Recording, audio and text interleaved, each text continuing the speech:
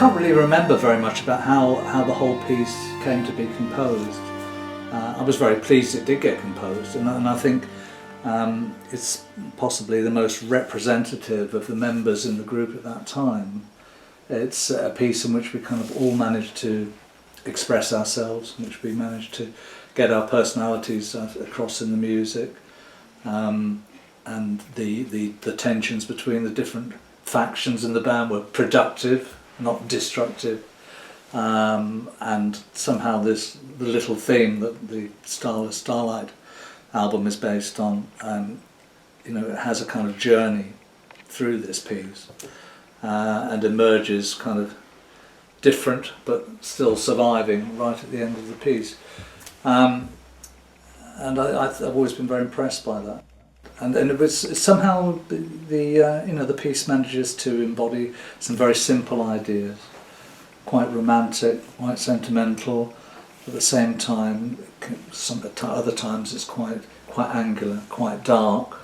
A very, very interesting piece. I managed to get Bill's loving of kind of complex times and syncopation in there. And John's great voice and sense of delivery is there. And the chord sequences are really, really nice. Ambiguous, but very persuasive. And it's a lovely little tune, and but it kind of complements the vocal line as well.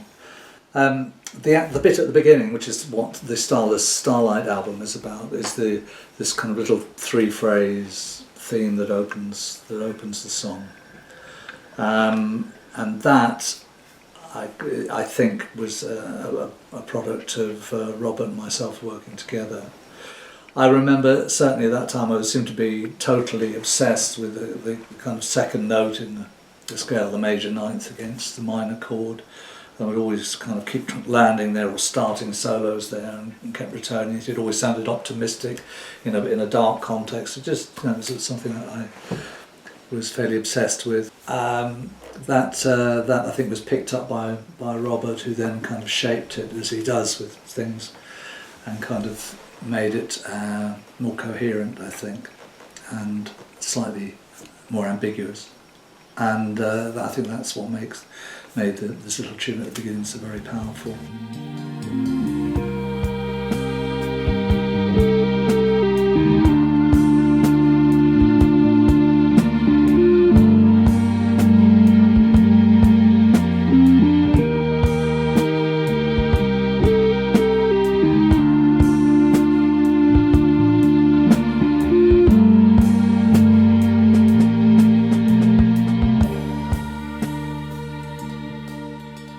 I was very struck by the improvisations that Robert did he did improvisations on this theme in St. Louis in 2006, and they were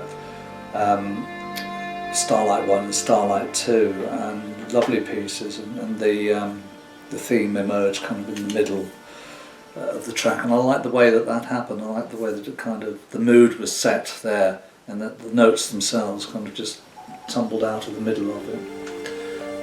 That I really liked.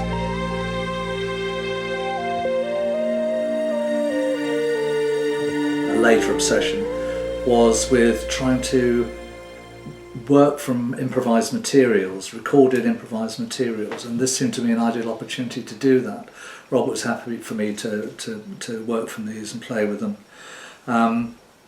But first I was trying to find time, I was trying to find meter all the time. I was trying to set up bars of pulses so that I could try and do something very different. I wanted to see how far away from that kind of the feeling of that tune I could get and still have the power of that tune. And actually I spent a long time trying to do that, trying to find pulses, and some of it's getting quite dancey at one stage. And then somehow over time that sort of subsided, and what kept calling to me was the feel of this original tune, and in the end that kind of came to dominate what I did, and I kind of abandoned a lot of these sort of experiments with kind of trying to get formal time out of it, and instead went with something that had much more flow, was actually much more in keeping with the original. So I use loops, and there are a number of loops of some sections of Robert's improvisation there that I've used, but they tend to kind of flow like waves rather than like beats. Though there are still a few pulses, a few clear bits of time that have survived there. But somehow that way of working, and then improvising again over that, and having this conception of of quite a long time frame to work in, an open time frame to work in, was somehow much more in tune with the original and in tune with what Robert had done, and I went in that direction. So about that, by the time I realised that, which took me a while, I then found I had loads of material. It was very, very hard to actually decide what was better, and I was really struggling on my own to do it. So I got in touch with Tony Lowe, a musician friend of mine I've known for years and years, and he came in and kind of sorted through this really, and so I had this other eye or other ear on what I was doing that enabled us to come up with a structure which turned into this album, which I'm very excited about and really, really pleased with.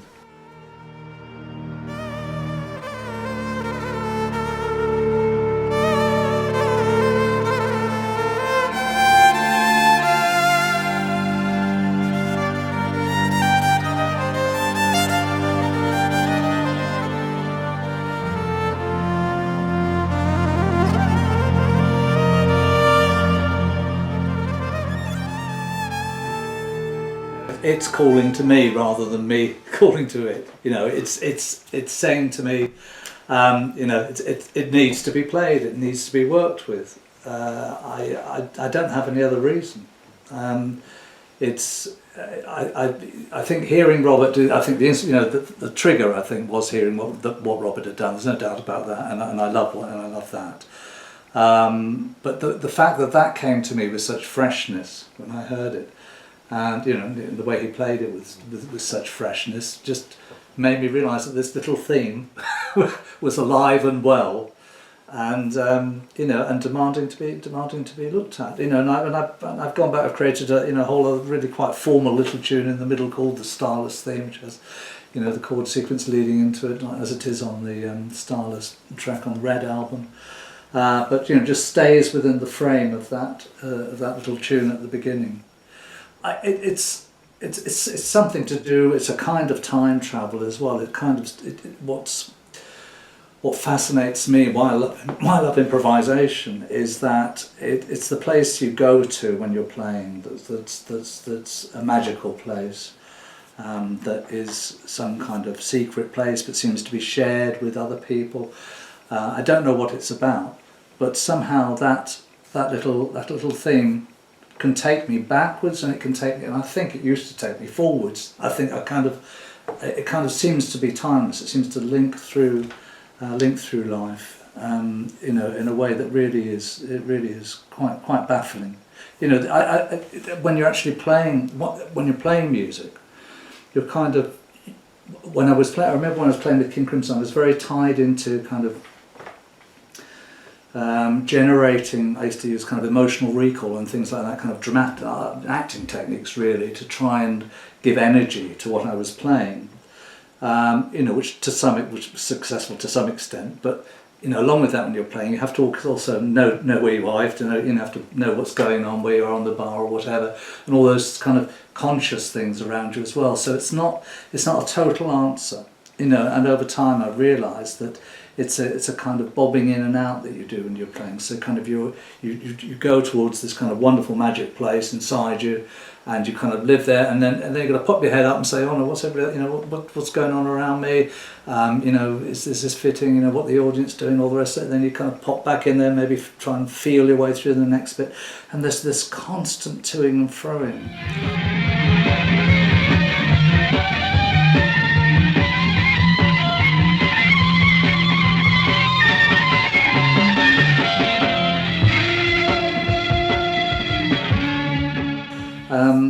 And somehow, what I've realised is that you have to be with the right people for this to happen, and you have to have the right structures and you have to have the right music for this to happen, and it can't just happen anywhere and everywhere.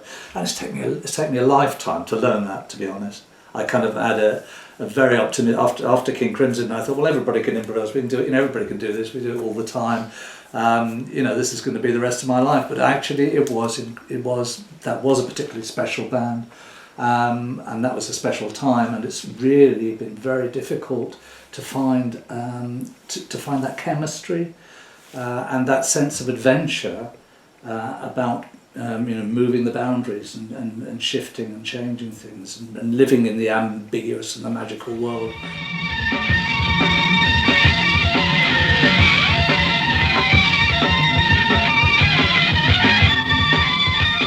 And I think that the business of good structures is something I'm really still only starting to learn now. I still went to the studio the other day and said, all right, we'll improvise something, turn up, and did everything I know in about 20 minutes and then wondered why I didn't have an album, And it's because I hadn't really thought about it, I hadn't really set up structures that were going to work.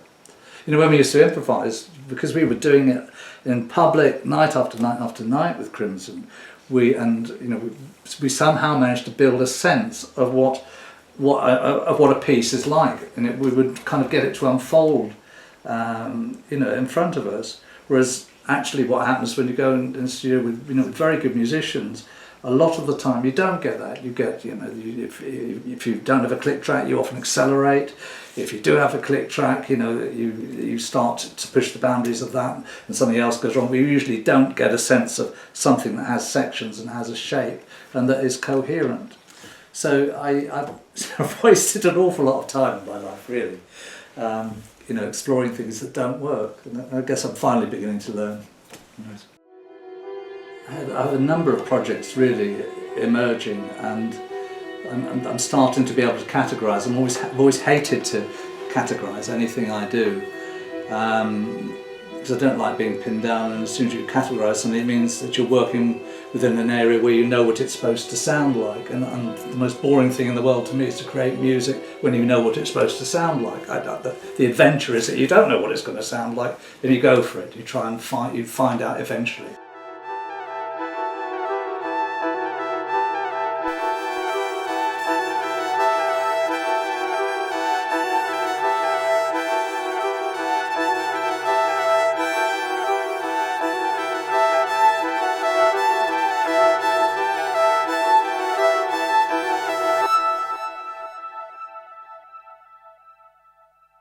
Noisy Records has a label which is electric chamber music, and within that I've been doing music which is without bass and drums, but trying to use the kind of effects that rock music has. So I've done worked with Andrew Keeling. We've released one album. We have another one in the pipeline.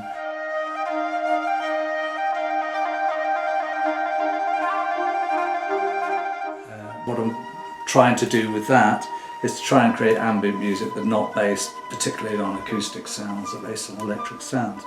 So that's always there. I can perform on my own, I can perform in duets doing that. I think that's become a part of my life, so I will keep doing that. Even if it's to nobody, I will keep doing that, because that's how that's my chemistry lab, I guess. That's where I kind of explore the basics of who I am and what I can generate. I have, out of the Style of Starlight, also the collaboration with Tony Lowe has really started to come together now, and he's been working together. We've been working together on some new material, which is sounding really good. It follows on from the Style of Starlight stuff, but it's moving away from ambient. It's moving definitely into kind of meter, moving into time, and has a very definite rock feel to it. So that's very exciting. I don't know who else is going to be playing on it in the end, but at the moment, at the writing stage, that's working really well, and it's very spontaneous. It's really kind of it's not a lot of sums going on involved working it out or anything like that. It's spontaneous. It's very live, and it's combining improvisation and recording in a way that really excites me.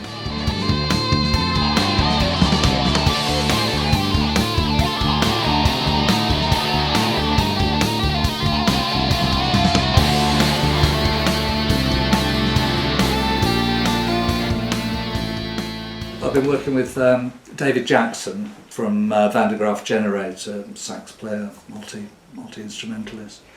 I started working with him when I was brought in as a substitute. I can't remember, Tony Levin or somebody dropped out of a gig in Verona, and I was asked to come along and fill the space. So I met David Jackson at the airport, trying to get his enormous flight case onto the plane, but refusing all help. You know, he kind of still lugs this thing around, and it's very, very heavy. Anyway, we got on very well, and we've been doing some writing together over time, and we've been doing some improvisations together, and that's I think starting to work. What's good about that is that it's giving us we've got nothing else in the middle, so we've got no guitar, no keyboard or anything in the middle. We're just kind of working with bass and drums at the moment, and that gives us this lovely tonal space, and which we can move up and down in. So I'm able to extend my range downwards now into the sort of cello level. He's always worked across a wide range given the opportunity, and this is really getting quite a rich field for us. The kind of sounds that we're coming out with, I think, are very expressive and very satisfying for us. Very often a kind of soloist in a band kind of gets this tiny frequency range to work in, and this is a kind of emancipation from that. So that's been great. I love doing that. We're halfway through recording an album of that at the moment.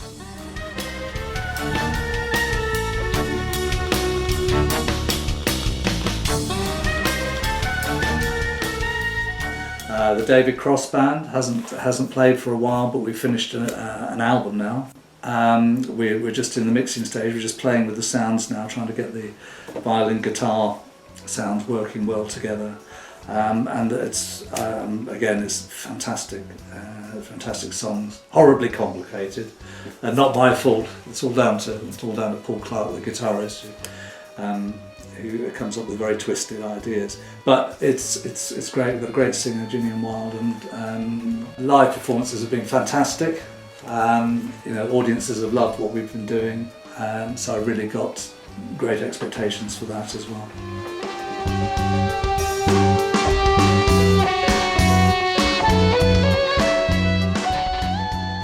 I think the way I use the violin is different, and I still, when I hear a violin player on the radio or whatever, I still saying to myself, well, how do they do that? And that's most of the time it's not what I'm doing. I have a kind of different. I think I have a different approach. I think I do have a voice. I don't know if I've always had a voice, but I think that I can. I think people can recognise my playing, even from something quite simple. And I'm very pleased with that. I'm very pleased I've got to that stage. I've eliminated problems as I've gone through, and opened up new areas. Putting frets on the violin was the thing that horrifies most violinists in the world. They say, how can you do that? An awful thing to do, but actually it helps a lot. Ever since I've done it, I've had no problem with tuning on stage. There are problems with tuning always with a violin, frets or no frets, but it's made things a lot simpler. And it's opened up new doors. When you play fast with frets on, it's quite a different sound. It's going to be much crisper, especially if you're using overdrives, distortions, and that kind of thing. It makes the sound jump out in a much clearer way. The effects I use are mostly guitarist effects, but they don't quite work in the same way on the violin. So it doesn't. Sometimes it sounds something like a guitar, but quite often it doesn't. Quite often it has a kind of breath to it. It sounds perhaps more like sometimes like a baritone sax, or even more kind of esoteric instruments. And I love that. I love that. I love finding the right sound and getting inside the sound. And I think that's very different from normal kind of violin playing in that sense.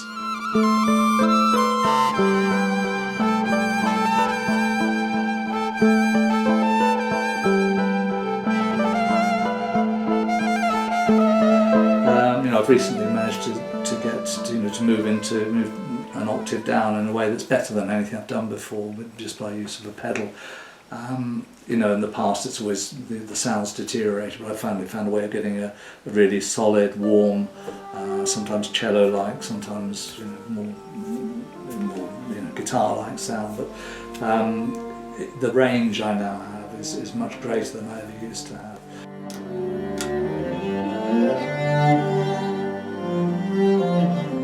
And particularly with working on my own or working without too much in the middle, as with working with the with David Jackson and in our quartet, I'm really now able to cover a really wide range of sounds and play things in really quite different octaves, and the range of expression is just enormous now. I mean, especially I've always loved wah wah sounds anyway, and I love there's a kind of auto wah that I'm still wedded to, and it makes it sound like a harmonica.